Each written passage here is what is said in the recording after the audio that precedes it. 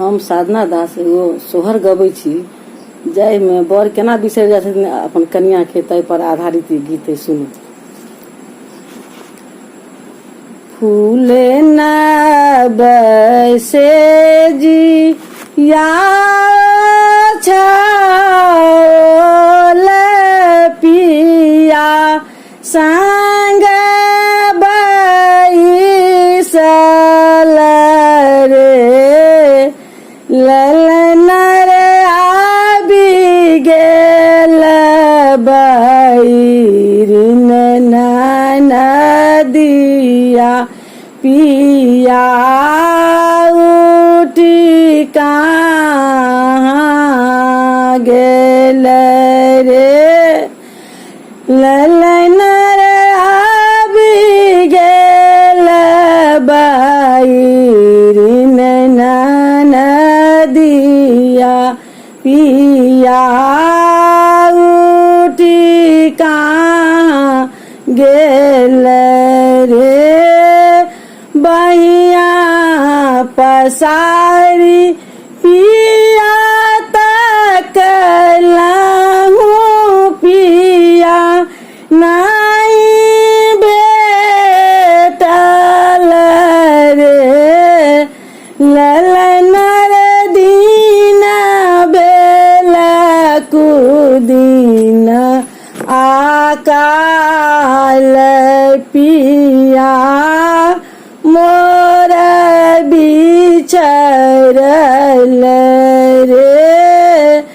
ललनर दिन बेल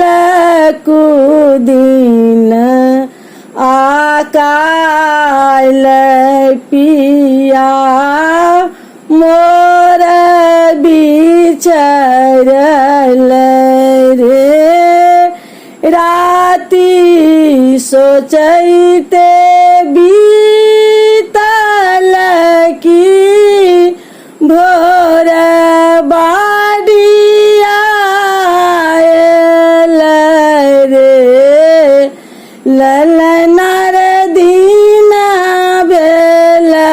दूर दिन घोर पिया मोर बिसरल रे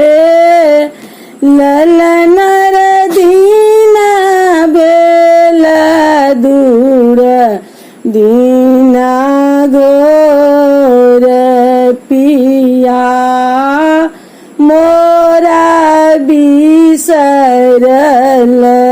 रे धैर्य धाय आहू